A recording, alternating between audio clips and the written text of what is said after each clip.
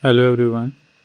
In this video, I will show you how can you download TreeSize. So for downloading that, you have to open Microsoft Store. Now here on the Microsoft Store, on the search bar, search here for the TreeSize. Now here you can see TreeSize free is showing. Now click on it. So by clicking on install, you can download the TreeSize. So you can see here it is installing.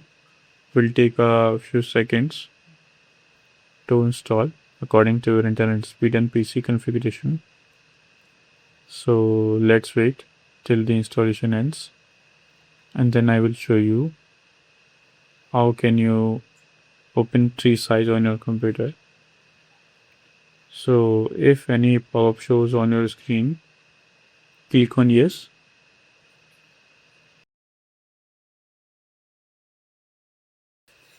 So as you can see here, it is now installed.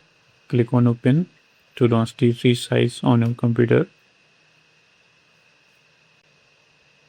So here you can see you have to choose any disk space to analyze. So this is how you can download TreeSize on your computer. I hope this video is helpful for you. If you found this video helpful, please do like, share and subscribe. And thanks for watching.